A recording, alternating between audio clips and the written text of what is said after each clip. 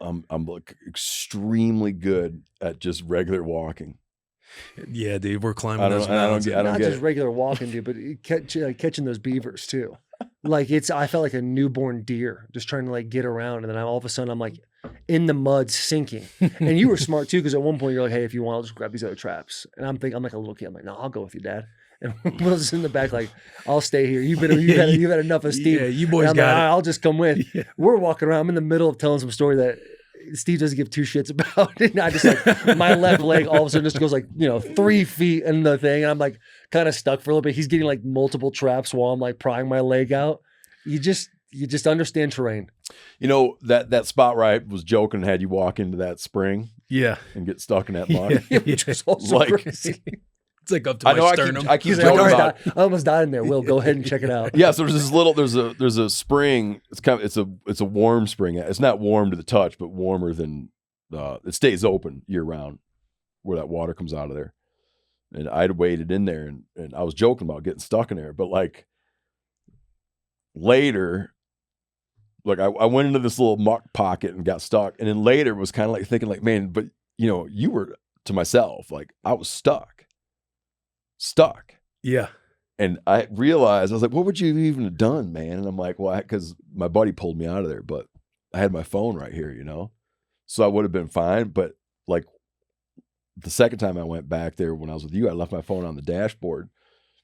And you encounter all kinds of close calls in your life and stuff. But dude, if no one knew where you were and I'd got stuck in that mud, I don't know that I had a couple things I could have tried to get out of that mud hole. But I don't know that I would have gotten out of that mud hole. I'd have been calling someone trying to explain where I was. Yeah, because we were talking through it. You would have had to take off your waders and try and like swim out. That'd be the thing I would. Yeah, I guess the next thing you try is take off your waders. There's this place, and this is a harrowing story, but you guys ever been to the town of Anchorage, Alaska? Mm-mm. No, I have not. There's heard stories. Yeah, know about it. Captain Cook. You ever hear of Captain Cook? Does he have a cereal? The Great Sailor. No, the cereal. I've heard of Captain Hook. Yeah, so there's Captain Hook.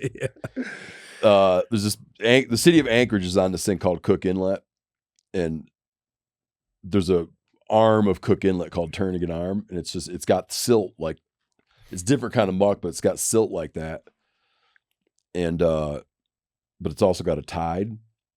And there was a story from years ago. It's just so like harrowing to think about, where a woman walked out on that muck, got stuck in that muck. And the tide was coming up, and there's like first responders there trying to extricate her from the muck. And no joke, just drowned her.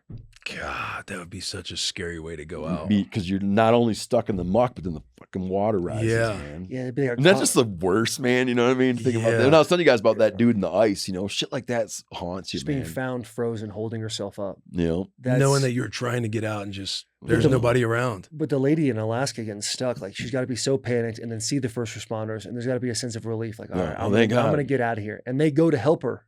But then they're like, hey, the water's getting too high. We got to get out of here. And they have to essentially make the conscious decision that we have to walk away from this lady and let her die. Yeah. Trying to help her breathe through a tube and stuff. Yeah. Oh. There's certain like weird. But, with outdoor stuff, people spend a lot of time. I've written about this in various ways. That people spend a lot of time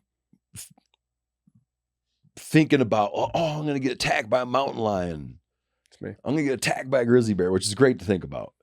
But like, then when you're out messing around and doing stuff, you realize all these kind of like really mundane, dumb ways to have something bad happen to you. But all your mental energy is like, me and my buddies were always like this never-ending debate.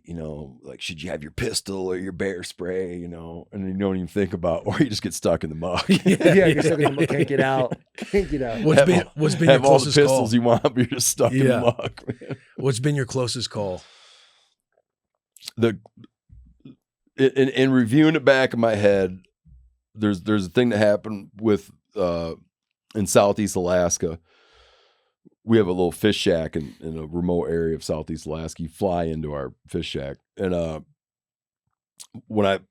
before me and my wife were married, we were out one night, and it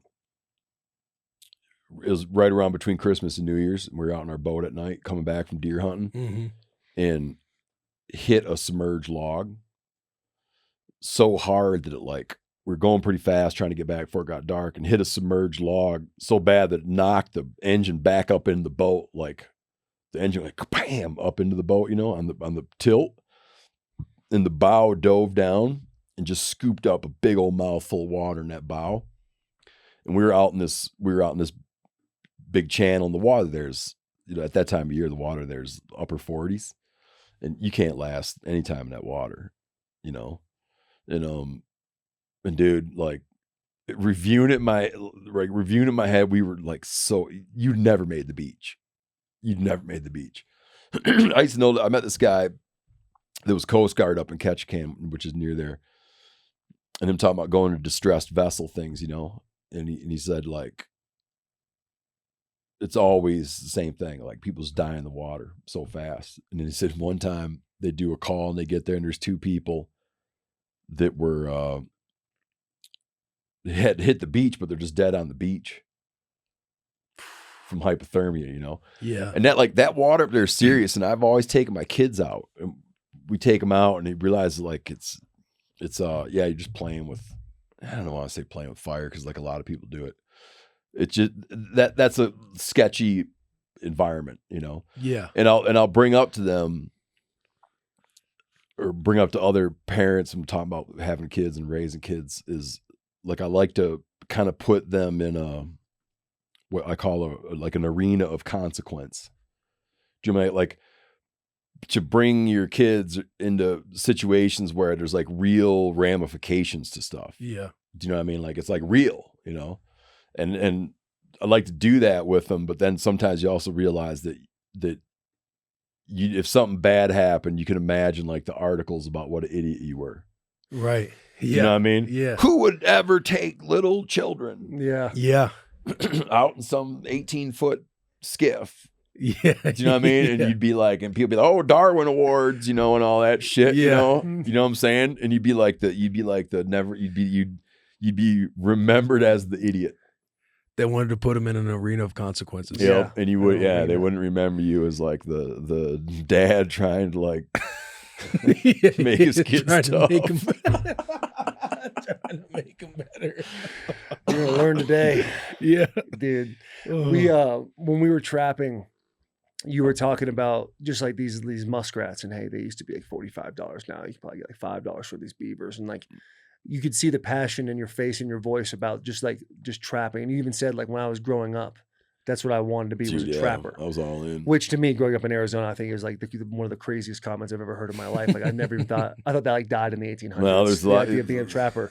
But next time we talk, I'll explain that there was a path forward for you in Arizona. As a Bobcat man. As a Bobcat man. But I can outline it for you later. What you would have needed to have done. Yeah, to be a Bobcat trapper. But I see like obviously the Meat Eater brand has become, you know, every time we come here, or the last 2 times we come here, like I was in Vegas this past weekend. People are like, hey, the Meat Eater stuff you guys did was awesome. Well, all my cool. buddies in Cave Creek are like, I can't believe you got to do that. Yeah. You know Cave Creek? Yeah. Oh yeah. Shout out the boys. Yeah.